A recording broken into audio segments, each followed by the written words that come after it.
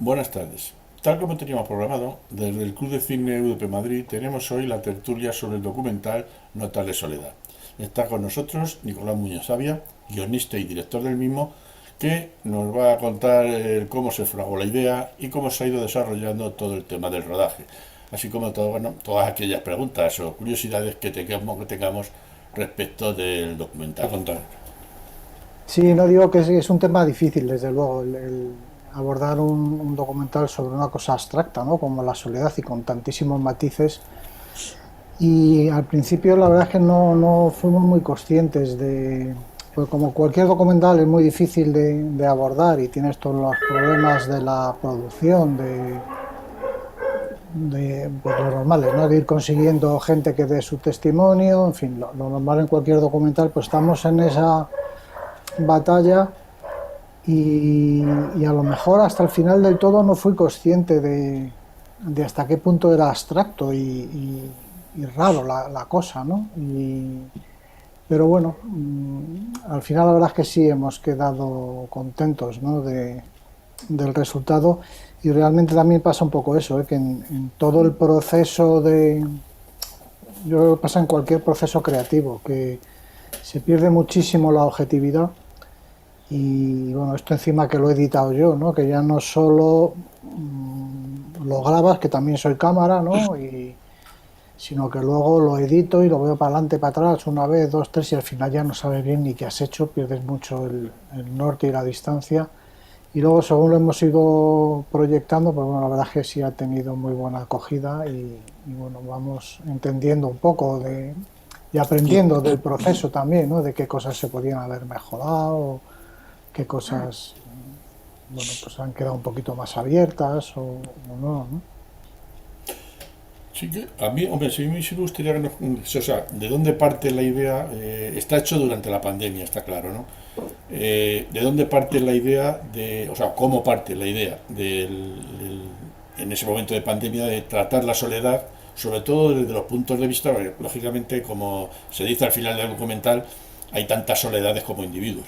Eso está claro, ¿no? Pero ¿cómo elegís o cómo surge el contenido?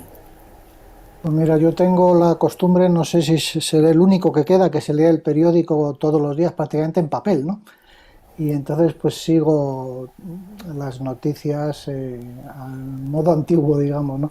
El caso es que los medios de esos periódicos de papel recorto muchas noticias y voy teniendo como un archivo de cosas que puedo utilizar para escribir, que también escribo novelas, o para hacer documentales, o para hacer ficción, que ya no hago, ¿no? Hice dos películas de ficción, los largometrajes, pero ya lo tengo un poco abandonado eso porque es demasiado complicado hacer una película de ficción, es carísimo y bueno, eso requiere un esfuerzo y una energía que a mi modo de ver pues ya no merece la pena, ¿no?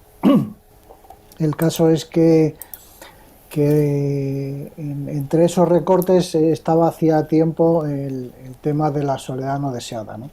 Que es algo que se empezó a hablar hace tiempo y que empezaron los distintas instituciones a prestarle atención y los políticos pues a dedicar afortunadamente parte del presupuesto a intentar combatir el tema, ¿no? Y entonces la idea original era hacer un documental sobre la soledad no deseada, ¿no?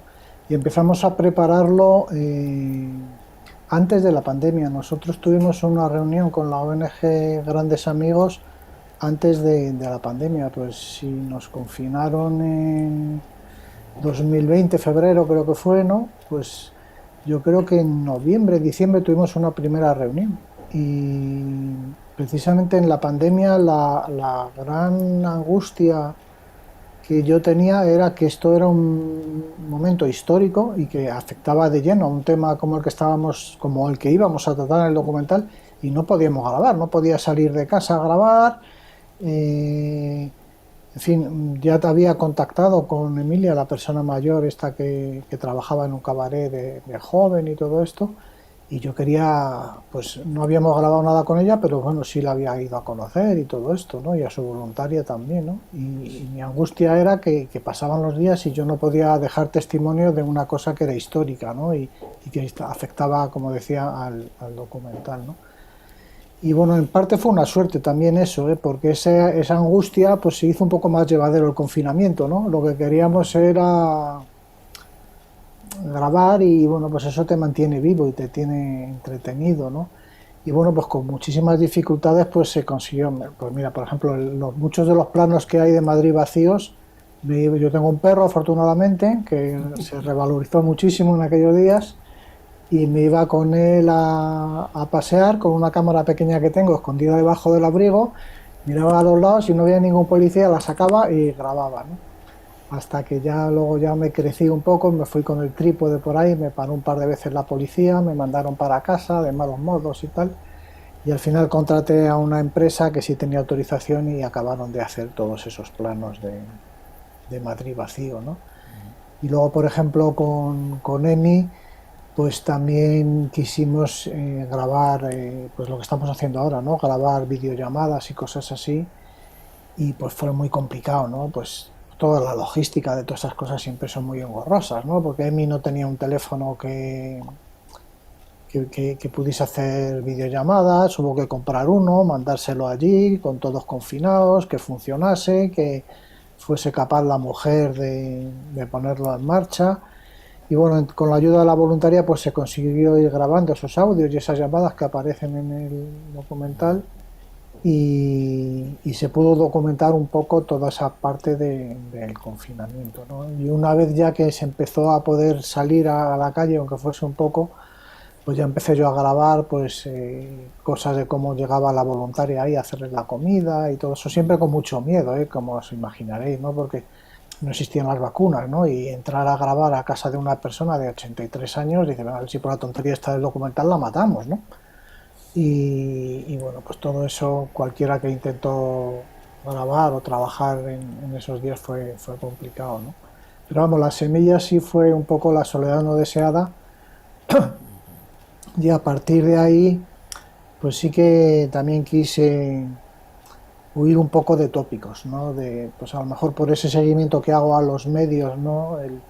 Todo ese sensacionalismo que hay, ¿no? Para atrapar la atención del lector y que vaya a leer las noticias y todo ese comercio que hay con las noticias, ¿no? Que cada vez es más señalado, ¿no? Pues intentar huir un poco de eso, ¿no? De esa corriente principal que hace que todo lo traten de la misma manera. Y bueno, lo dice una persona ahí en el documental, José Ángel, de la ONG Grandes Amigos, ¿no? Que dice que, me parece algo así, como que intentar huir de esa imagen de que se transmiten muchas veces los medios de anciana muere sola y aparece 3 meses más tarde y bueno, ya si hay la suerte de que la hayan devorado sus perros, ya eso es una cosa maravillosa, ¿no? Entonces, pues intentar huir de toda esa cosa y darle una visión más poliédrica, ¿no? Hasta el punto, pues eso, de incluir el hecho de la soledad deseada, ¿no? Que a mí es algo que me parece importante también, ¿no? Que bueno, pues que hay muchas veces que todos necesitamos estar solos y que hay mucha gente que vive sola voluntariamente y que no, por lo que haya pasado en su vida hasta ahora, pues no lo sabemos, pero que en el momento actual no viviría con nadie, ya no tiene ganas de aguantar a nadie. Ni... Eso me encontré en muchos casos así también, y por eso quisimos incluirlo, ¿no? Esa parte de soledad deseada. Y luego ya por último estaba el tema de que también, pues eso, se tiende a hablar siempre de la soledad de las personas mayores, ¿no? Y yo es una de las cosas que he aprendido con el documental, que casi es más dramática en los jóvenes, ¿no? Porque la gente mayor, pues yo voy a cumplir ya 60 años, o sea que estoy ya ahí en ese grupo también, ¿no? Te vas acostumbrando poco a poco, pues eso, vas valorando más la soledad deseada, en fin. Es un proceso más natural, o te has quedado solo físicamente por avatares de la vida, te has quedado viudo, viuda, lo que sea, se te han muerto los amigos, en fin. Tiene un proceso más natural, ¿no? Pero una persona joven, los adolescentes, las personas jóvenes, como 23 años que tiene Alba, la protagonista y tal, siempre me pareció es una cosa mucho más contra natura. Me impresionó mucho el dato de que el año pasado fuese la primera causa de mortalidad entre los jóvenes, el suicidio, ¿no? Ahora están saliendo otra vez noticias de eso y tal. Y quisimos incluir el testimonio de una persona joven y ahí apareció Alba. A mí la parte que de verdad que me ha gustado fue precisamente que el hilo conductor lo llevase una persona joven, ¿no? Que además es, bueno, da el tema de la espontaneidad de contar la parte emotiva, cosa que sin embargo en los otros tres personajes, bueno, sí, cuentan, ¿no? Pero la parte emotiva se lo dan a, pues a los animales, a los trenes, o sea, buscan otra fuente de Perro. encajarla al perro, buscan otra fuente de encaminar esa parte emotiva, ¿no? Sin embargo, bueno, es lo que tú decías, ¿no? No es solamente de las personas mayores. Sí, yo creo que eso que dices de la parte emotiva o de expresar las emociones, de la lexitimia que decía María Dolores, tiene algo que ver con que Alba es estudiante de psicología. Yo creo que es todo eso y que ella ha asistido a terapias con su propia psicóloga y todo eso, la ha hecho saber abrirse un poquito de forma más fácil, ¿no? Uno de los grandísimos documentales que ha habido siempre con el documental este es, de los grandísimos problemas, es que la gente considera estar solo un fracaso. Y entonces nadie quiere reconocer que está solo porque lo asocian a un fracaso, ¿no? Entonces Emi, de hecho, empieza diciendo el documental que ella no está sola, que habla con el perro, con la tele y no sé qué, y acaba desprendiéndose que sí que está sola, ¿no? Porque si no, no hablaría con la perra y con la tele, ¿no? Pero nada, no, hasta ya después de terminar el documental yo sigo viéndola de vez en cuando, suelo ir a comer una vez al mes con ella todavía, con la voluntaria y tal, y ya en conversaciones posteriores, ya por supuesto sin cámara y tal, y cuál es cuando me dice, no es que realmente, claro, tú vienes aquí un rato, viene la voluntaria una vez a la semana y tal, y el resto del día estoy yo aquí sola con la perra, que es que me vuelvo loca y tal, y cuesta muchísimo reconocerlo, ¿no? Y ya no te digo en alguien joven que cuentan su éxito con los amigos que tienen en Facebook y las veces que le han dado al like y todo eso, ¿no? Pues está muy estigmatizado, ¿no? El tema, ¿no? Y para grabar, pues sí costó encontrar gente que quisiese dar su testimonio y muchos de ellos, pues incluso aparecen sin confesarlo del todo, como dices. Sí, sí. No sé si tenéis por ahí alguna Sí, curiosidad, alguna pregunta. yo Con el señor que vive en el campo, ¿cómo lo localizasteis? Pues este, Que ese es un caso de soledad deseada. es claramente un caso de soledad deseada bastante singular, además, ¿sí? Porque hay cosas que no se ven en el documental que son un poco tremendas, que en cuanto a lo que es el aspecto físico del asunto, por ejemplo, no tiene cuarto de baño. Él hace sus necesidades en el campo allí pues yo creo que porque le da la gana, le gusta eso, porque lleva ya muchos años no está todo el año allí, está como 8 o 9 meses, el invierno duro, duro, se va a Vitoria, que está al lado, ¿no? Y este es un conocido de cuando éramos pequeños, ¿no? Y yo sabía que se había ido al campo, siempre me contaban historias de que estaba allí con sus burros y tal y que cual, y me pareció un caso muy interesante desde el principio y sobre todo también una cosa que buscamos siempre los directores y los cámaras cuando grabamos, que sean cosas visuales, ¿no? Y yo creo que con eso hemos tenido mucha suerte en el documental, tanto con el tren este, la maqueta del tren gigantesca, como con la perrita de Emi, que da juego visual y emotivo, y con el Tati y sus burros allí, ¿no? Que añaden un paisaje verde y todo esto, ¿no? Allí fuimos pues justo en cuanto se abrió Madrid para poder salir, a la semana salimos para allá, nada más levantado el confinamiento, y estuvimos allí grabando con él, y la verdad es que fue una gozada el conocer ese entorno después de haber estado encerrados tanto tiempo, y bueno, entiendes un poco esa cosa ermitaña, ¿no? De irte al monte, que es algo que dice mucho la gente, ¿no? Cuando están quemados, ¿no? La gente más joven y tal, ¿no? Que están como soñando con cerrar todo e irme por ahí a vivir a una cabaña al bosque y tal, ¿no? Y luego la realidad de eso es mucho más duro, ¿no? Te tienes que aguantar a ti mismo para empezar todos los días, y luego físicamente pues tampoco es fácil, ¿no? estar allí con el frío que hace y todas esas cosas. Pero vamos, fue un testimonio muy, muy bonito, y el viaje que luego hicimos con Alba para que hablase con él y todo eso, pues yo creo que enriqueció el documental, ¿no? También con esa parte visual de los animales y todo eso. A ver, más cosas que tengáis.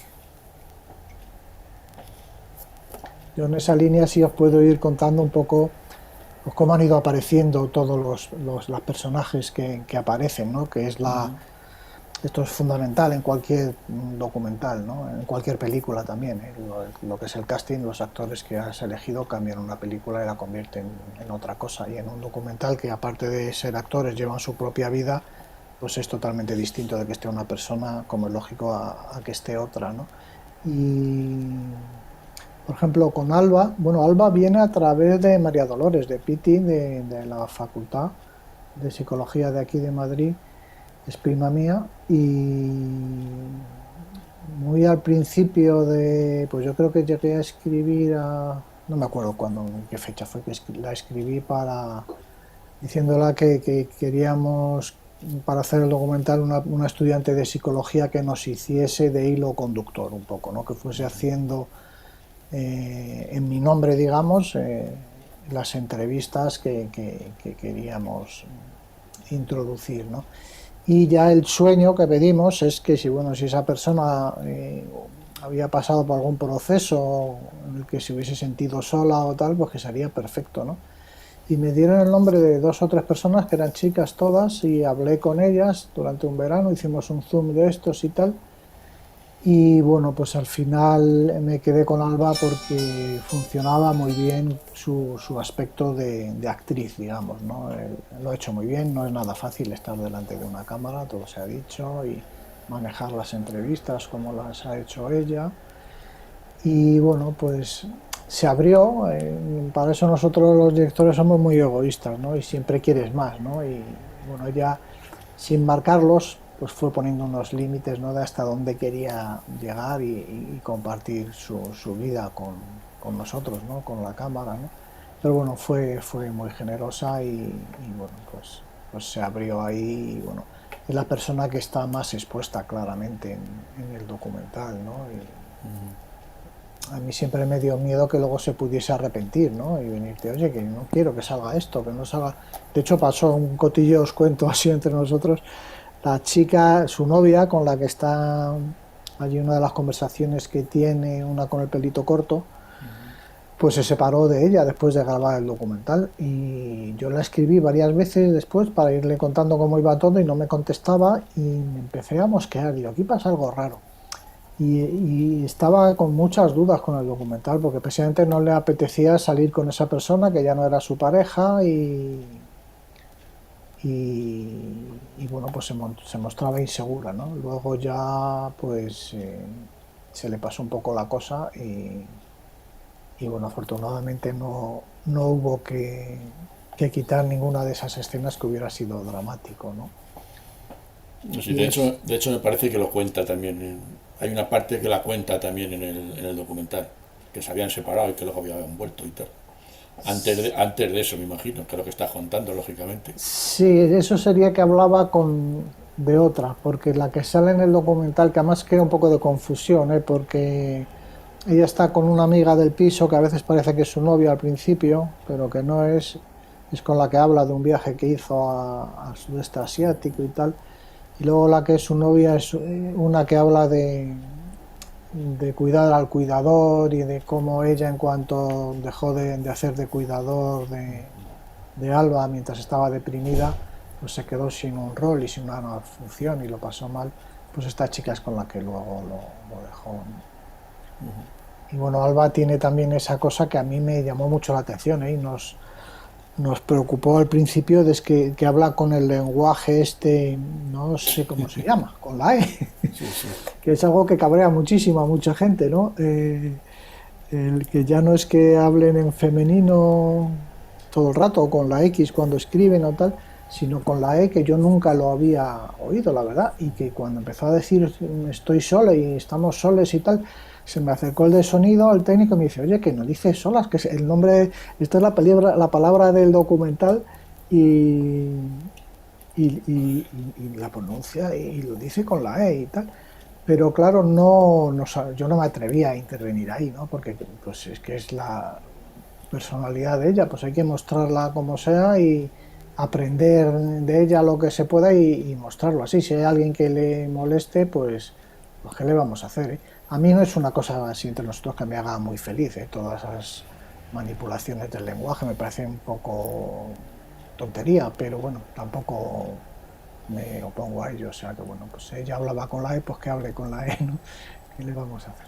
No, pero lo hace de forma muy natural. No, no, porque hay otros que lo recalcan, ¿no? La E Sí, o el doble A, sos. Pero no, ella lo hace muy natural y te das cuenta la tercera vez que dice, no, pues le he oído bien, ¿no? Que no. sí, tiene también la delicadeza de amoldarlo un poco a la persona con la que está hablando. O sea, cuando está con sus amigas habla con la E o cuando hablaba conmigo o tal, pero si va a hablar con una persona mayor, pues no quiere desconcertarla y habla de una forma clásica y tal. No, con Emi no hablaba así y bueno, es un personaje muy curioso, Alba, y les pasa un poco a todos, ¿eh? Que sí me lo han dicho a veces, que tienen todos un documental en sí mismos, ¿no? Y bueno, pues Alba lo tiene, ¿no? Es una persona muy, muy particular, sí. Que de todos pasa eso, ¿eh? Hemos cogido solo, o sea, tú cuando llegas con una cámara a un sitio, bueno, lo primero que pasa cuando llegas con una cámara es que la atmósfera que hay o la realidad la destruyes, porque nadie se comporta normalmente y está todo ya condicionado. Solamente con los niños, que yo he hecho algunos documentales con ellos, los niños al cabo de grabar bastante tiempo con ellos, a lo mejor al tercer día o al cuarto, llega un momento que, sobre todo si están con otros, pues se dedican a jugar y se olvidan de ti y se comportan normalmente. Pero los adultos cuesta muchísimo, mucho, mucho. Al cabo de mucho tiempo también se acostumbran más, ¿no? Pero, pero no es normal todo, acaba siendo toda una interpretación casi de actores y una reconstrucción que se hace para poderlo filmar y para poderlo adecuar técnicamente a los micrófonos y a la luz y a todas esas cosas, ¿no? Y bueno, pues esa es la guerra un poco de lo que es un documental, ¿no? El reconstruir la realidad una vez que la has destruido, ¿no? Y bueno, a partir de ahí la puedes manipular más o menos y bueno, vas creando tu película a través de esos fragmentos de la vida de esas personas, ¿no? Que luego al final, pues eso, pues tú consigues un 10% a lo mejor, ¿no? De lo que es bueno, ni siquiera, ojalá un 10%, de lo que es la riqueza de una persona. Si le dedicas un documental entero de 1 hora y media o de dos, y a lo mejor llegas a un 10% de lo que era esa persona. Yo hice un documental sobre el pintor Antonio López, que está por ahí, se puede ver yo creo en varios sitios, y, y estaba dedicado entero a él y llegas a un porcentaje muy pequeño de acercamiento a lo que es una persona así, ¿no? De la riqueza que tiene, ¿no? Pero bueno, eso es la gracia y la función un poco del director, ir escogiendo qué, qué trozos o qué aspectos de toda esa vida y de esas realidades vas llevando a la película y luego ya en edición pues lo vas conjugando todo y haciendo distintos montajes y va cogiendo todo un significado u otro. Hay una cosa también que me llamó la atención, que es que la única, digamos, de todo el documental, la única persona que no tiene un objeto para volcar y exponerlo es Alba y las otras chicas que salen, ¿no? Sin embargo, los otros tres, pues todos tienen un elemento en el cual vuelcan la parte emocional, pero además es la que enseñan, es la que están orgullosos, es la que, y bueno, tienen vida con ellos, ¿no? Eso sí también está muy recalcado y también llama la atención el cómo nos vamos adaptando dentro de esa soledad, pues prácticamente los tres, ninguno reconoce que es soledad no deseada, pero sí enfocan hacia otro lado toda la parte emocional, ¿no? Sí, se escudan un poco en eso y luego también es verdad que el hecho de haber pasado tanto tiempo solos o de pasarlo, pues les lleva a tener hobbies o trabajos manuales o cosas que crean cosas físicas que se pueden luego mostrar y con las que conviven, o bueno, pues ya sean los burros o las maquetas o tal, ¿no? Y Alba, pues no, Alba en la época en que estuvo mal lo que hacía era estar encerrada y llorar, ¿no? Y luego afortunadamente cuando se le pasó la depresión y la ansiedad y todo eso, pues lo que hizo fue pues salir a la calle y estar con sus amigas y correr por ahí, que es lo que tiene que hacer una chica de su edad, ¿no? Pero vamos, sí es cierto eso, que están un poco escondidos detrás de esas actividades, por decirlo de esa manera. Ya. Bueno, pues A mí me ha Tú, llamado la... ¿Puedo? Nicolás, nos sí, sí, estabas sí. comentando de el casting que has hecho, porque mis sensaciones en la película me ha gustado, en el documental, pero tú ahora mismo lo acabas de expresar, cada uno de los protagonistas son un documental en sí mismo. Yo la soledad la veía en las imágenes, en los paisajes, es decir, las calles vacías, los montes vacíos, ahí es donde veía la soledad. En lo otro lo que se me transmitía eran unas vidas muy ricas, muy diferentes, es decir, es casi como un canto a la diversidad, donde nos aproximas a cómo vive la gente, su vida. No, yo hay la soledad es parte de esa vida, pero bueno, y es la superación que cada cual hace de su soledad, y en ese sentido era como muy rica, con sus trenes, sus burros o sus... No, bueno, todo lo que Alba va contando, que vas viendo también como una vida de superación, es decir, sí, lo que Julián comenta de que cada uno enfoca la soledad en alguien, es decir, hay un tren, un perro, un burro en el cual se proyecta en Alba es una vida, es una lucha, es unas ganas de vivir y de su propia identidad. Y en ese sentido me parece, ya te digo, yo lo que vi es un canto a la diversidad y aproximarme, los aproximas a las vidas de otras personas, donde la soledad es un elemento más, pero no veo un elemento que ahí se presente como emotivo de pobrecitos, de no hay la Sí, de pobre hombre o pobre mujer que sola está y que bien le vendría. No sé si le vendría bien o no le vendría bien vivir no en soledad. Viven y esas vidas son ricas. No sé si es percepción. Bueno, la señora que intención. vive con el perrito no tanto, ¿no? Ya. Bueno, está su recuerdo. Y Ya. no le está transmitiendo. sí es. Yo creo que queda muy claro, hay tres ideas muy claras, ¿no? Que es, hay tantas soledades como personas, estar solo no es sentirse solo, Ya. y luego la soledad no solo es la de los mayores, o la de la que se le ha muerto a alguien. Yo creo que esas ideas son comunes así a todo lo que aparece en él. Pero, a ver, otra cosa que yo veo del documental, que a lo mejor ni siquiera lo has pretendido, Nicolás, es el papel que juegan las mascotas, porque al final el del burro, el del perro y el del gato, o sea, los tres que tienen una soledad elegida, por así decirlo, tienen mascota, burro, perro y gato. El de la que hace las maquetas habla de un gato que en ese momento no está, pero está. Y luego, y el papel de los voluntarios. Es decir, que de alguna manera, lo que decía Javier, ¿cómo se resuelve o cómo se busca cada uno la vida? ¿Cómo se resuelve la vida? O la soledad, pues cada uno de una manera distinta. Pero ahí están esas cosas, ¿no? Y otras que podrían haber salido. Los voluntarios, el compartir, el hablar y las mascotas. Bueno, me parecía que era un elemento de realidad que, de hecho, en algunas clínicas, por ejemplo la de los Camilos, en algunas residencias, le dejan ya llevar a las mascotas a la persona que va, llevársela a la residencia, ¿no? O sea, como que cobra valor ya ese aspecto con respecto a la soledad.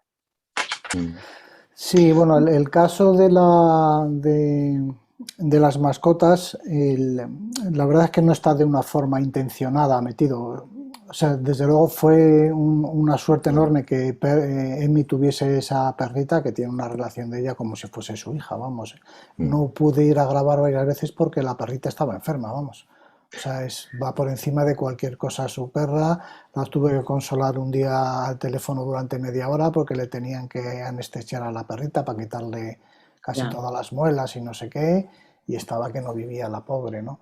Y el tema de los burros, pues como decía antes, también apareció por un tema visual, ¿no? Que es muy agradecido para la cámara, todo ese tipo de cosas, ¿no?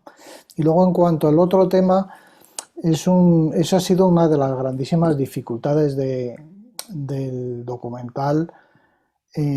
Primero enfocar lo que se llama un poco la línea editorial, ¿no? Sí que pretendimos desde el principio huir aparte de todas estas lugares comunes, ¿no? Que decía antes, de anciana que muere sola y aparece su cadáver 3 meses más tarde, pues también huir de esa cosa, bueno, ese es el colmo del dramatismo, ¿no? Pero vamos, de esa cosa dramática y triste y esa imagen de siempre de la persona que mira por la ventana, el día lluvioso y tal y que cual, en febrero y no sé qué, ¿no? Entonces, dentro de que es un problema, pues intentar huir de esa cosa tan negativa y tan triste y hacer una cosa un poco más esperanzadora, ¿no? Pero es muy difícil de medir todo eso, ¿eh? Porque tampoco puedes olvidarte de que esto es un problema muy serio en muchas personas, que la edad media de la población en los países desarrollados va subiendo paulatinamente y que bueno, es un problema que lo genera nuestro modo de vida, tanto en las personas mayores, como decíamos antes, de forma un poco más natural, y entre los jóvenes, pues posiblemente también por el tipo de vida que se lleva, ¿no? Y bueno, pues fijar un poco ese tono que no fuese dramático es una de las cosas que resultaron más complicadas, ¿no? Sin caer en una cosa ñoña tampoco, que a mí me repatea, ¿no? Y sin caer en otra cosa que pues yo vi en algunos documentales que hice mientras me preparaba el guión y todo eso. Yo recuerdo uno de una ONG que era un documental sobre 2 personas mayores o 3 que vivían solas, y salía una persona allí que estaba desayunando unas galletas Fontaneda en un vaso de Duralés y estaba como 5 minutos de película, que eso a la percepción del espectador son 15, porque se multiplica la sensación de lo que dura en una película, ¿no? Era insoportable de aburrido, que puede que su vida normal fuese todavía peor, ¿no? Y luego iba a pasear por el pasillo, de un lado a otro del pasillo, iba y volvía todo el rato. Y luego llegaba la noche, encendía el microondas y se tomaba una sopa y cada cucharada era lo mismo, una cucharada y otra y otra y otra. Y ese que era enfatizar la monotonía y tal, hacía que cinematográficamente fuese una cosa muy aburrida, ¿no? Pesada. Sí, y a mí como director es una cosa que me parece un pecado el aburrir o como escritor aburrir al lector, al espectador o tal, ¿no? Entonces, ya el documental de por sí para muchas personas tiene o sea, lo comparas con un documental de Netflix o cualquier cosa de esas y debe de ser muy aburrido, ¿eh? Tiene un ritmo lento, en fin. Es un documental un poco más especial, más raro de lo normal, ¿no? Pero entre eso y que haya una persona que esté 15 minutos desayunando, bueno, pues aunque sea la realidad de esa persona, si yo grabo la vida de Emi un día normal, eso no hay quien lo soporte, porque se pasa delante del iPad, pues a lo mejor 1 hora y media, con eso había llenado el documental, o sea, es un tostón horrible. Yeah. Yo, en un momento determinado en la entrevista a María Dolores había hablado de una cuestión que es lo difícil y lo raro que es hablar de emociones, ¿eh? Yo creo que es un tema muy interesante. Pero tú acabas de plantear otra cuestión, que es que hay que ser muy cuidadoso en una película con el uso y abuso del sentimentalismo, ¿no? Y en ese sentido a mí me ha impresionado bastante en el documental tuyo cómo hablan sobre todo las chicas jóvenes en términos de depresión, porque en realidad más que de soledad están hablando de depresión, ¿eh? Y las razones que dan de su situación, y más bien que a la soledad recurren a la incomunicación, a la falta de entendimiento. Es que no nos entienden, no nos entendemos, etc. Y yo creo que a mí realmente me ha abierto ahí, porque son personas, a ella misma, esa Alba, se define como cis, que es ya para mí, he tenido que mirar un poco en internet qué es eso del cis, ¿no? Porque yo sabía de Cisjordania, pero ya como género no sabía muy bien si era más para allá que más para acá, ¿no? Y bueno, pues me ha hecho pensar, y yo creo que han logrado, siendo muy expresiva, siendo tremendamente impactante, que tenga una moderación también emocional que no sea abusiva, para una comunicación que sea excesivamente sentimentaloide o algo por el estilo. Y esa es una faceta que me ha gustado, incluso impresionado. Sí, a lo mejor es todo una consecuencia de mi propia incapacidad para expresar emociones, vete tú a saber, ¿no? El caso es que sí que me molesta cuando las películas se ponen ñoñas o facilonas ahí, de buscando la lágrima y todo eso. No creo que tenga que ver con lo que es la facilidad o no de expresar emociones de los directores de esas películas, ¿no? Pero cuando se ponen así ñoños y sentimentales no, me pongo nervioso, me revuelvo en la butaca. Cuando lo notas, ¿eh? Si está bien hecho, lo que haces es que lloras o te emocionas, ¿no? Pero cuando es una cosa así tontorrona, no, o manipulada, digamos, ¿no? La verdad es que me molesta mucho, ¿no? Normalmente tiene que ver con que te hablo más en eso de la ficción, ¿no? Cuando pasan esas cosas, ¿no? En un documental, como está todo hecho basado en la realidad, te suelen tocar un poco más fácilmente, ¿no? Pero en lo otro, en la ficción, sí se nota que está manipulado, que te están manipulando como espectador para intentarte crear unas emociones de una forma facilona, ¿no? Y eso enseguida cae en algo que a mí también me molesta mucho, que es una especie de falta de respeto por la inteligencia del espectador, ¿no? De eso, pues cuando tú notas que te están manipulando, al final es una falta de respeto, ya sea te están considerando más listos que tú porque te pueden manipular, ¿no? Ya sea en una cosa o en otra. En una sala de cine no es tan grave como en la vida real, ¿no? Pero bueno, sí son esas cosas, ¿no? Es verdad que los documentales, hay documentales por ahí tremebundos, que a mí algunos me han dejado traumatizados. Hay uno que se llama Parasalma, que no sé dónde está ahora mismo, que está grabado en el asedio de Alepo, en Siria, y lo graba una mujer que es la directora del hospital, y está muy centrado en los niños que van llegando al hospital, y llega un momento en que es realmente insoportable, porque ves llegar niños muertos, niños que se han quedado huérfanos y están ahí buscando a sus padres en la sala de urgencias, llenos de polvo y cosas así, ¿no? Y crean un impacto que realmente que es a nivel narrativo y a nivel, bueno, pues de lo que es la dirección de documentales, que es asombroso. A mí me asombra la potencia que tiene ahí una película documental y la función social que puede llegar a hacer, ¿no? Que pues como una cosa esta de la soledad pues no le llega ni a la sola del zapato, ¿no? Algo así que te remueve tantísimo, ¿no? Y te hace preguntarte qué narices somos los géneros humanos, ¿no? El género humano, que permitimos eso y que, bueno, que está ocurriendo ahora mismo, y ahí seguimos todos, ¿no?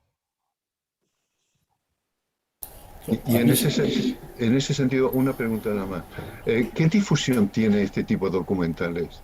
Es decir, ¿cómo circula? ¿Cómo llega a la gente? ¿En qué circuitos están? Pues ese es un tema muy triste y muy recurrente, ¿no? En este documental, afortunadamente, tenemos estos canales como el que estamos utilizando ahora, ¿no? Y que, bueno, nosotros estamos moviendo, Teresa, que es mi socia aquí en la productora, y mi mujer, pues se está ocupando de moverlo por ahí, yo también. Y bueno, van saliendo proyecciones de distinto calado. Esta es la primera que hacemos online. Ahí estuvimos el mes pasado con María Dolores en Ponferrada, en una proyección física allí. tenemos otra luego en Cartagena y bueno, van saliendo cosillas por ahí para que se vayan viendo, ¿no? Y yo la verdad que de todos los documentales que he hecho, y llevo unos cuantos, este es el primero en que las instituciones y los sitios contestan, ¿no? Por ejemplo, estamos pendientes del Ayuntamiento de Madrid para hacer un ciclo por todos los distritos y bueno, por lo menos las instituciones nos van contestando, entre otras cosas porque tienen presupuestos para la lucha contra la soledad no deseada y posiblemente tengan hasta una partida del presupuesto destinada a la difusión, ¿no?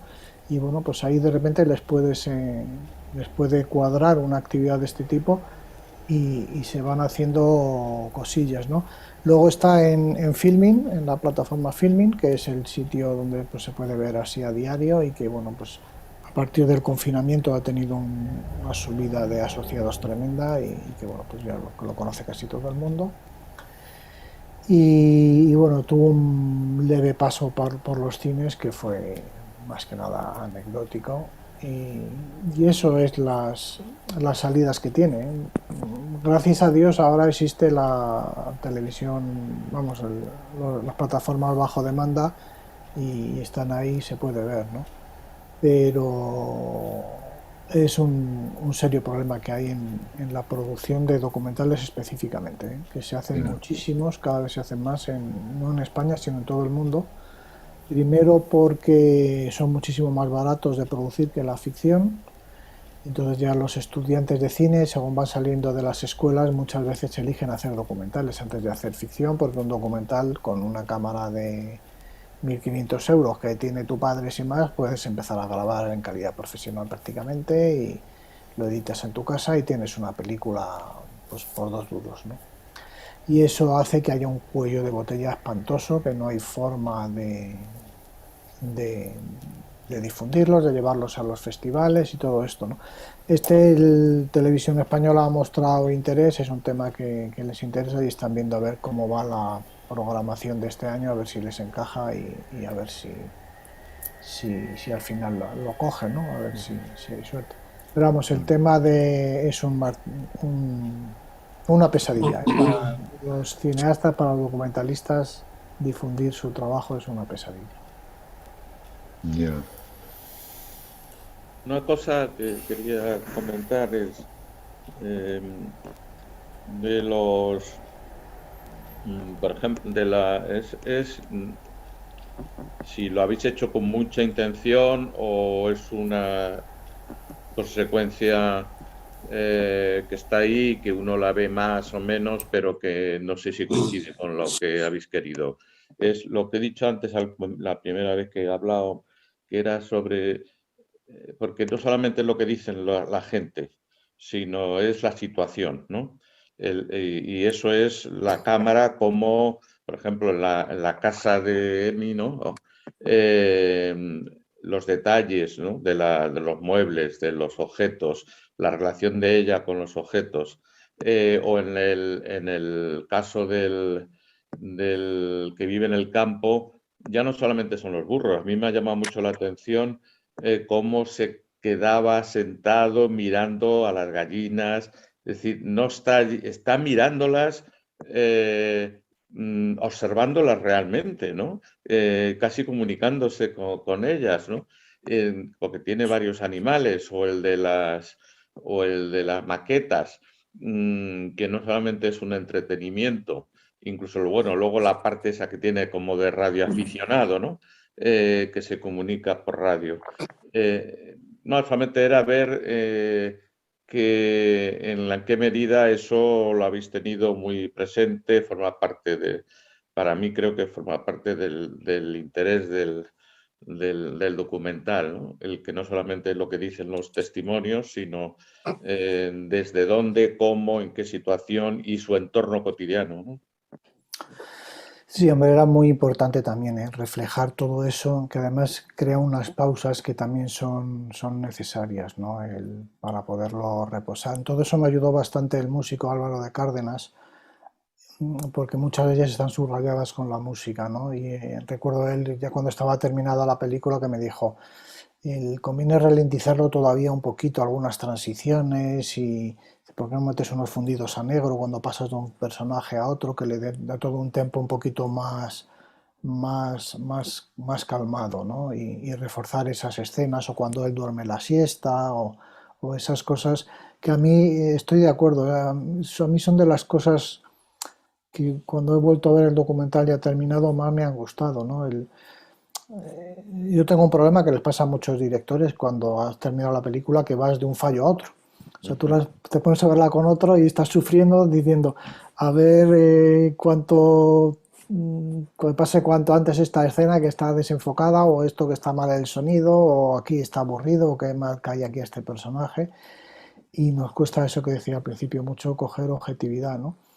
Y bueno, toda la parte más esta de texto, ¿no? De diálogos, y que dio muchísimo trabajo también incluirla, ¿eh? Todo lo que es la parte divulgativa que yo digo, ¿no? De pues todas las entrevistas y todo eso, ¿no? En cualquier documental lo que se suele hacer es poner una cabeza parlante, que es pues como estoy yo ahora, una entrevista normal, y alguien que sale ahí.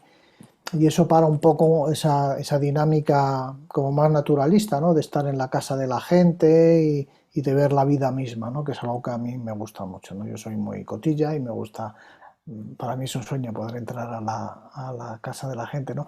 Hoy he venido aquí a casa a arreglar el de la caldera, a hacer la revisión anual y tal, y hace poco vi un documental, no era una película de ficción, pero bueno, está hecha con actores reales, ¿no? Y era solo una persona que reparaba cosas, ¿no? Y hablaban mucho de lo bonito que era el meterse en la casa de los otros, ¿no? De esas personas que van a reparar cosas, del fontanero. También estuve de vacaciones hace poco en un viaje organizado y venía un fontanero, ¿no? Y hablaba de eso, ¿no? De lo que es meterse en la casa de una persona, en el baño, que es una cosa súper íntima, ¿no? Y andar allí con quitar las cosas del maquillaje, o de afitar, o de tal, y ponerse a arreglar el grifo y tal, ¿no? Toda esa incursión en la intimidad, yo que soy cotilla, me gusta mucho, y es muy bonito de los documentalistas eso, ¿no? El poder entrar con la cámara a esos sitios, ¿no? Y que una vez que estás dentro, pues hay que retratarlos y mostrar esa atmósfera que rodea a las personas, y bueno, pues eso que decía, a mí me gusta mucho. Y luego la parte más didáctica y más todas esas entrevistas y tal, pues bueno, a través de ese truco de que Alba que hiciese ese trabajo para la universidad y todo eso, pues entraron también más como una conversación normal, más que como una entrevista, y se mantiene ese tono más naturalista todo el rato, ¿no? Del documental que pretendíamos, ¿no? De no hacer esa cosa más de entrevista de Netflix, de pararlo todo y poner a una cabeza que te habla y te da una charla. Bueno, pues yo creo que si no tenéis así ninguna otra cosa. Ah, Isabel quería hablar. Isabel, abre el micrófono que lo tienes apagado. Tienes el micrófono apagado, Isabel. Le sigues Minutos, teniendo... poderme conectar. Ahora, y ya. Tanto poder hablar. Bueno, sí, vamos a ver. Lo que me llamaba la atención, pues me ha gustado el documental, porque es acercarse a esto de la soledad, ¿verdad? Y de una manera pues muy realista. Pero a mí, yo después de verlo, que no he podido ver los últimos 10 minutos, pues al revés, me he quedado con la sensación de la soledad deseada. Sí, hombre, es lo que decía antes, buscábamos... ¿Tú vives sola? Ahora no, desde hace unos años, pero me gusta vivir sola, y generalmente muchos años he vivido sola, sí. Que es un poco lo que hablábamos hace un rato, ¿no? El que sí he buscado quitarle dramatismo al asunto, ¿no? Y ha costado mucho buscar el término medio y no llegar a... O sea, y tampoco frivolizar con la cosa, ¿no? Porque muchas veces sí que eso es un drama, y es verdad que aparece gente muerta sola en su casa, o sea que eso tampoco se puede pasar por alto, ¿no? Pero no queríamos hacer hincapié ni recrearnos en la cosa triste y deprimente de la cosa, ¿no? Y bueno, es verdad que este documental está financiado por el Ayuntamiento de Madrid, y en teoría pues es el proyecto, nosotros cuando lo presentamos al ayuntamiento era para que pudiese servir a servicios sociales y cosas así del ayuntamiento, ¿no? Entonces estábamos un poco obligados a determinado tono también, aparte de que a mí no me gusta hacer cosas desesperanzadoras, ¿no? Y bueno, pues por eso creo que tiene ese tono más, que bueno, que a lo mejor te valoras más tu propia soledad o le quitas hierro, que bueno, pues sería una alegría, por mi parte, ¿no? Si alguien que lo ¿Sabes ve, qué pasa? Que creo que es muy difícil poder vivir con uno mismo. Entonces, a veces es un logro, a veces, porque tiene mil matices, ¿no? Pero como yo he visto sobre todo, además, la parte, ya te digo que al final no he visto los últimos 10 minutos, pues me llegaba como que han sabido poner, es decir, están tranquilos con su vida. Otra cosa es visto desde fuera, ¿no? Visto desde fuera, pues hay una cuestión de si le pasa algo, esto mismo, ¿no? Decir, bueno, pues les pasa algo, no le puede atender nadie, pero yo creo que es para el de fuera, para el que mira desde fuera. A mí me interesa la soledad no deseada, porque existe. Esto es como las megas, a ver las ailas, ¿verdad? Pero claro, me parece que qué sé yo, que podemos seguir ahí, que podemos seguir viendo cuál sería la diferencia. Para mí hay otra soledad que no es esta de que tú eliges estar ahí con tus burros o tú eliges, en fin, vivir de esa manera. Otra cosa es que, claro, cuando estamos en pandemia, pues sí que hay una soledad a veces no deseada, ¿no? Porque no puedes salir, no te puedes relacionar. Bueno, le daría una vuelta también, pero esto es algo mi interés, ¿no? No tiene que ver con el documental, tiene que ver con que yo ahí distingo esas dos formas de estar solo, ¿verdad? Sí, lo dice, termina esos 10 minutillos que quedan, que lo dice Alba, al final del documental termina con eso, ¿no? De Claro, que hay por tantas eso lo he soledades advertido. como personas, ¿no? Hay tantas soledades como personas, ¿no? Y es un poco lo que creo que dices tú, ¿no? Que eso ha dificultado también el documental, ¿no? Es tan amplio todo que tienes que escoger Claro, que es claro. muy difícil, ¿no? Y, y bueno, pues es verdad que hay casos muy dramáticos y casos más suaves. Yo creo que si de algo hemos pecado en el documental ha sido de suavizarlo, ¿eh? Yo, si pongo ahí el medidor, digo, bueno, pues... Estoy viendo un vídeo aquí con tu madre sobre la soledad no deseada. Sí, Lola, quería... Sí, Dime, dime. yo iba a decir algo parecido, que sí hay dos tipos de soledades, lo que muestra ahí, la elegida, por así decirlo, la del burro, el perro y el gato, y luego la de los jóvenes. Pero no es por ser jóvenes que están solos, es porque son excluidos y hablan mucho de la incomprensión, del rechazo, del abandono. Yo creo que es otro tipo de soledad, es la soledad de alguien que ha tenido una experiencia traumática y entonces, bueno, pues claro, tiene dificultades de las que pone él y las que le vienen. Y que, Nicolás, para otro documental que hicieras, ya desde nosotros como mayores, ¿no? Como esa soledad que sería la que no es por nada traumático ni la que es elegida. Es decir, la de los mayores que te vas quedando solos, ¿no? Y que es una soledad que siempre, por principio, yo creo, y otra cosa es que te guste estar solo y tal, pero la soledad, pues es mejor tener gente con quien compartir, gente que tal. No sé, como que faltaría ese colectivo o esa muestra de soledad de la que no es elegida, pero a la vez tampoco tiene ningún problema esa persona, ningún trauma. Es que se ha quedado solo y que pues tiene dificultades vivir solo, ¿no? Nosotros casi, Nicolás, por si no lo sabes, casi todos los que estamos aquí presentes pertenecemos a una asociación que tenemos un proyecto de cohousing. Entonces, claro, desde ahí claramente hemos optado por no estar solos. No solamente solos de vivir uno solo, sino ni siquiera solos como parejas, porque solos como pareja, también una pareja metida en su casa, que no sale, que no se relaciona, pues también están muy solos, ¿no?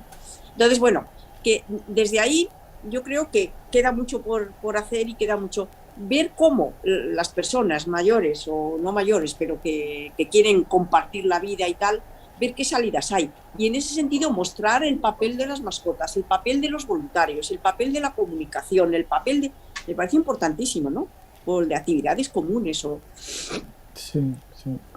Sí, en ese sentido, Emi tal vez es la que puede estar un poco más Sí. cerca de eso, ¿no? De una persona que se ha ido quedando sola y, bueno, pues lo acepta más o menos y bueno, pues está ahí con su perrita y todo eso. Me ha llamado la atención lo del cohousing, pero habéis llegado a vivir, porque es una idea, entre esos recortes que voy teniendo yo ahí de proyectos y de ideas para hacer y tal, ¿estáis viviendo juntos o vais a vivirlo? No, No, todavía no. todavía no. Todavía no, queremos. Pues es una Seamos idea mayores.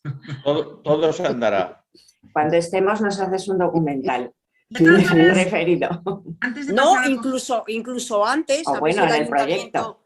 a veces Sí. el ayuntamiento le gusta y se anima, Claro.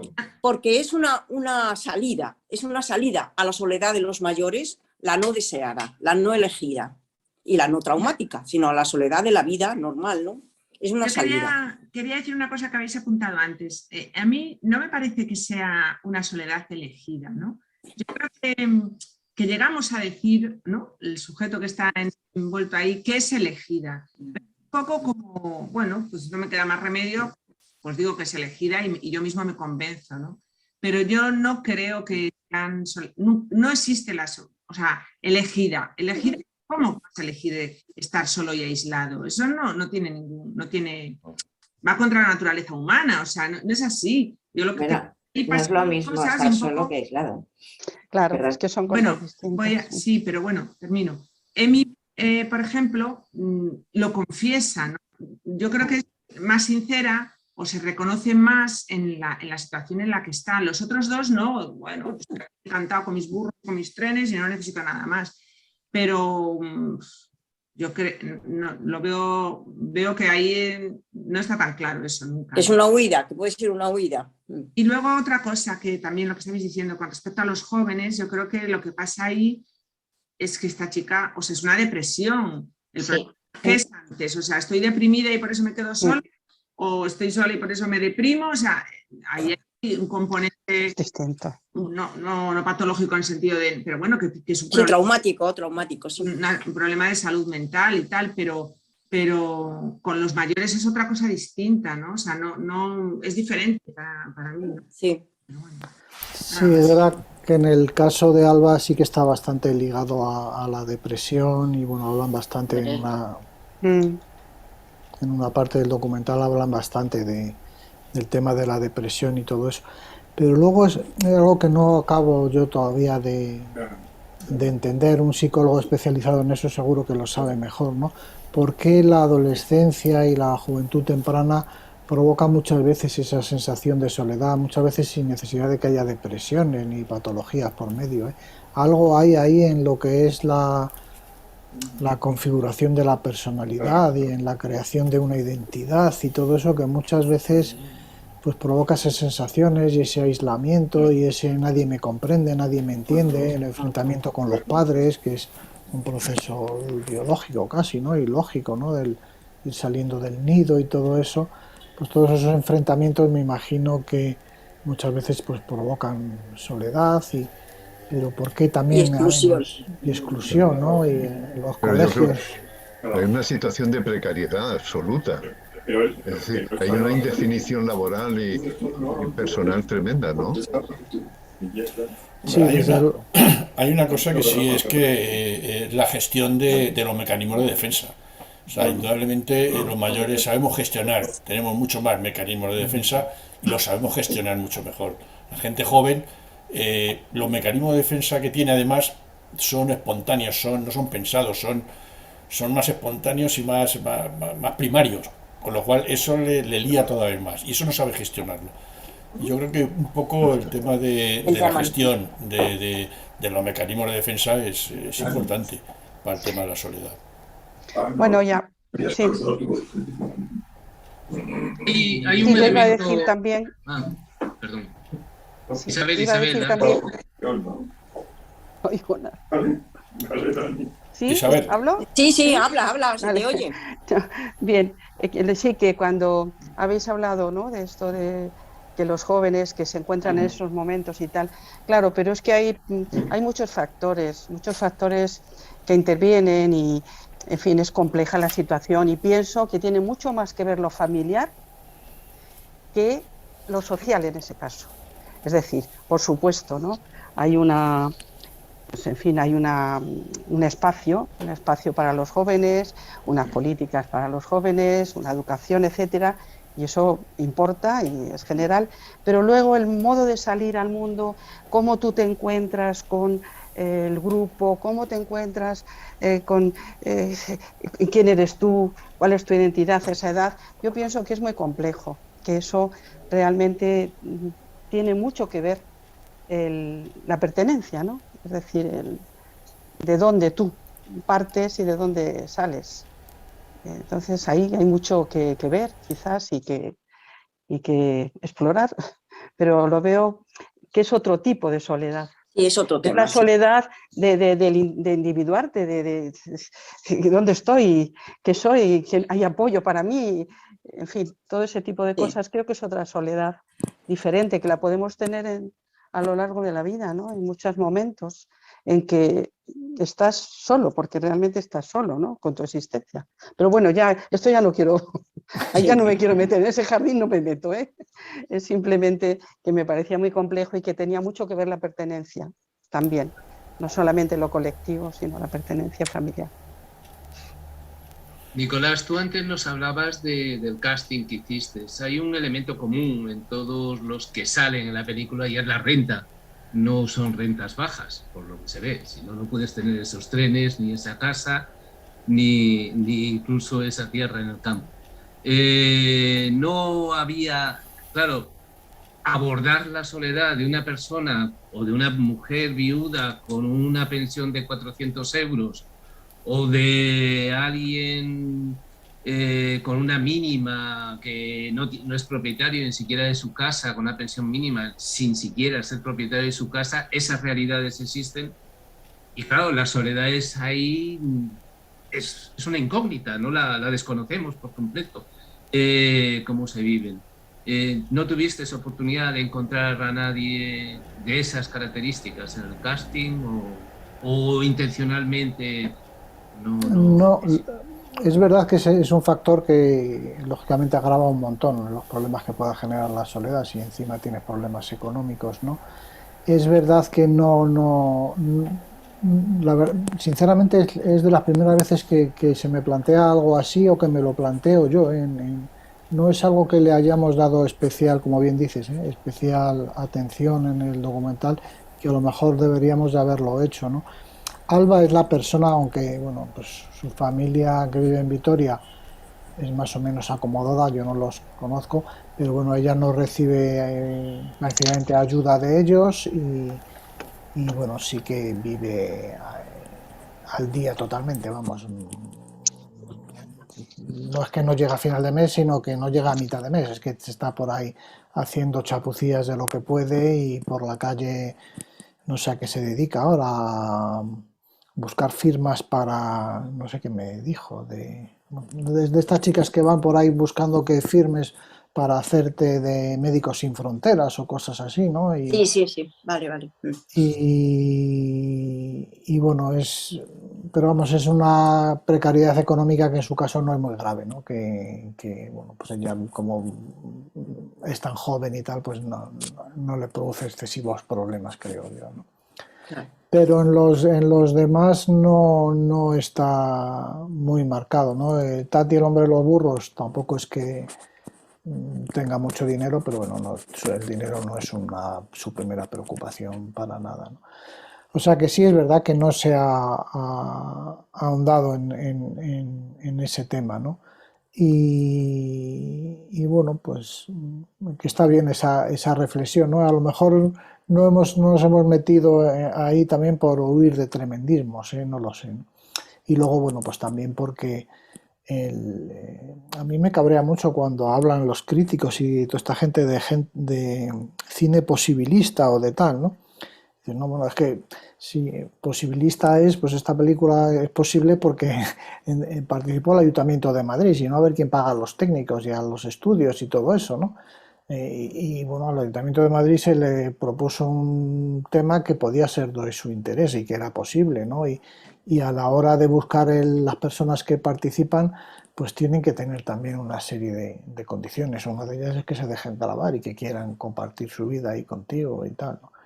Y bueno, pues todo eso te lleva por unos sitios o por otros, ¿no? Y lo que decía antes, pues te lleva a hacer unos documentales, pues si hubiese otra persona como Emi representando a los mayores, pues esto sería muy distinto. Si hubiese otra chica representando a la juventud, pues sería otra película. Todo eso lo cambia todo muchísimo, ¿no? Dos preguntitas. Una, la administración, el ayuntamiento, si ha visto el film, el documental, ¿qué opinión ha tenido? Y la segunda, ¿cuál ha sido la reacción de los 4 protagonistas de la película al verse en el documental? Pues del ayuntamiento no tenemos noticias, casi te diría que afortunadamente, porque la verdad es que afortunadamente no por nada, sino porque no se meten en ningún tema creativo. Solo, por lo que yo sé, siempre que tú hagas la película que has prometido hacer y tenga unas condiciones técnicas aceptables y que sobre todo las cuentas estén bien y no se haya desviado el dinero, nada raro y tal, pues no se meten. Se deberían de meter un poquito más en ayudarlo a difundir y todo eso, ¿no? Pero bueno, eso es otro tema ya distinto y como más complejo, ¿no? Esto es un programa que viene de la época de Carmena, que hizo unas ayudas a la creación artística y que quedaba una partida presupuestaria ahí que se iba a perder, y entonces el gobierno actual del ayuntamiento pues tuvo la buena idea, todo se ha dicho, de no permitir que se perdiese por pasarse de plazo y convocar a última hora las ayudas con la normativa anterior y tal, que ahora ya han cambiado y todo eso. Y bueno, pues ahí está. Y luego en cuanto a los protagonistas, Emi, que me daba a mí su cosa, a mí fue muy bonito. Hicimos un pase en la Academia de Cine, en una sala de cine con un montón de invitados y tal, y conseguí que viniese Emi, que no sale por la tarde de su casa nunca y tal, y que viese el documental en una pantalla grande y que viniese a un pase que se hizo para la prensa también en otra sala de cine. Y fueron unos días muy felices para ella, esa es la verdad, de volver a recuperar sus días aquellos en que la gente le aplaudía, que salía a un escenario, exacto, que era útil, en fin. Y salió muy contenta. Y las 2 veces que la he visto después está todo el tiempo rememorando esos días y tal. Y bueno, a ver si tenemos alguna otra proyección física y la podemos llevar y sacarla de su casa otra vez, ¿no? Y Tati estuvo también, el de los burros, vino desde Vitoria a verlo y bueno, pues también le gustó. Y Alba los otros me dio más miedo siempre también, de que pudiesen asustarse, y como os decía antes, con Alba especialmente, que es la conductora, sí tuve bastante miedo de que se pudiese echar para detrás, ¿no? Cuando se hace un documental es una cosa, yo soy de una asociación de documentalistas y se ha llegado hasta hacer un Zoom para hablar del tema de tu relación con las personas que grabas, ¿no? Con distintos directores y los documentalistas pues todos hablando de ese aspecto en concreto, ¿no? De las filmaciones, ¿no?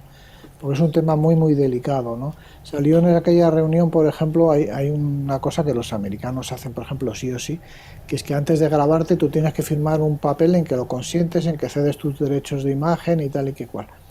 Y me acuerdo que había un director que ha hecho ya muchos documentales, Javier Corcuera, que nos dijo: mira, yo la única vez que he intentado que alguien me firme ese papel, no conseguí grabar con él. Se cabreó, se fue y se acabó la grabación, ¿no? Porque ya parte de una cosa de desconfianza, ¿no? De decir, bueno, ¿qué es eso que me haces a mí encima cuando trabaja con gente mayor, ¿no? Un papel que a lo mejor no entienden bien y con Emi no lo hubiese entendido bien, ¿no? Y le das un papel que cede sus derechos, ¿para qué? ¿Qué es eso? Pues te tienes que ganar la confianza de esa persona con la que estás tú como director, ¿no? Me la tengo que ganar porque ellos tienen que confiar en ti, ¿no? Para dejarte entrar a su casa y grabar su vida y que tú la puedas manipular luego y mostrar. Tú puedes hacer muchísimo daño a una persona en qué orden muestres las cosas que has grabado, ¿no? Las puedes poner en ridículo o faltarlas al respeto, puedes hacer muchas cosas, ¿no? Y eso se basa todo en una relación de confianza que hay que establecer, ¿no? Y que siempre es delicada, ¿no? Bueno, pues yo creo que ya, si no tenéis nada que preguntar, alguna pregunta más, darte las gracias, Nicolás, Sí, por el documental, por venir y por contarnos todo lo que nos ha contado. Yo creo que bueno, pues hemos aprovechado el tema, el inicial. Esperemos que para el siguiente podamos tener más gente. Y lo que sí es que intentaremos darle, aparte de esta tertulia, sí dar el documental y darle visibilidad por ahí, en centros donde estamos trabajando, de soledad deseada y de gente mayor y tal, para que lo vean. Yo creo que es importante. O sea que... Pues nada, muchas gracias a vosotros. Y sí me gustaría decir, me ha pasado por la cabeza varias veces, algo que se dice en el documental, lo dice José Ángel, el de la Organización de Grandes Amigos, ¿no? Cuando habla de edadismo y de cosas de ese tipo, ¿no? Y dice, es que ¿por qué si la gente entre 20 y 40 años son de su padre y de su madre y hay de todo, ¿por qué se tiende a decir entre las personas a partir de 60 hasta los 90 que son todos iguales? Si hay ahí de su padre y de su madre, y dice en concreto hay muchísima gente que ha hecho grandes logros por el progreso del país, por los logros sociales y tal, y hay gente de niveles culturales también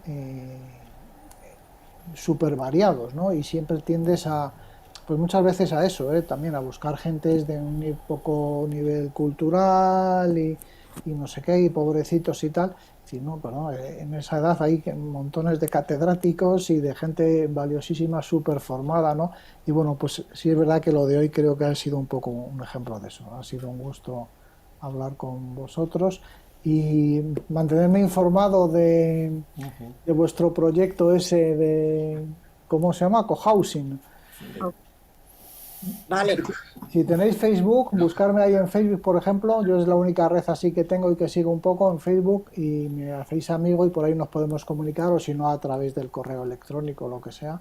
Porque sí que es un tema bonito para un documental ese, y habría que cogerlo más o menos desde el principio, a ver cómo se va buscando un local y quién se va apuntando y no sé qué. Pues eso es una idea bonita. Vale, Esto vale. de cuidados compartidos, no cohousing. Cuidados compartidos.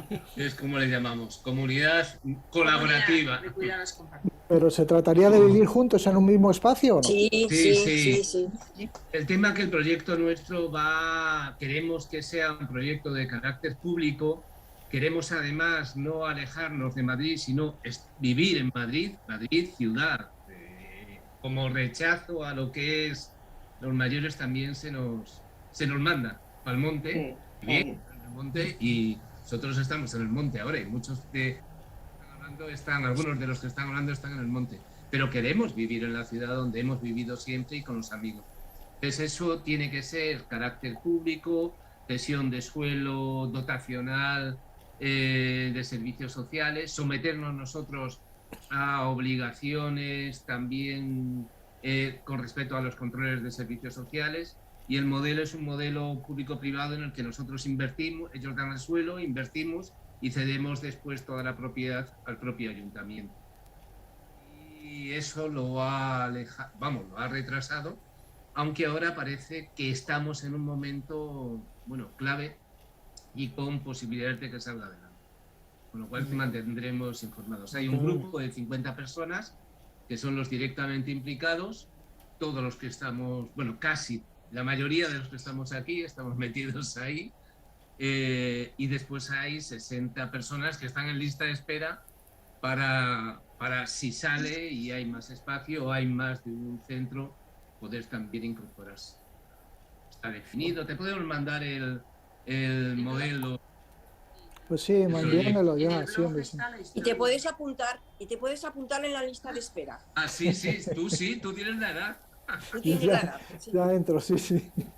Te mandamos eso, el blog, el vínculo al blog, que ahí lo ves. Venga, muy bien, perfecto. Vale. Muchísimas gracias. Muchas gracias. Venga, Pues gracias a todos por la participación también, y hasta el próximo documental. Venga. Muchas gracias. Adiós. Hasta luego. Buena iniciativa y que continúe. Muy bonito el Cine Club, sí.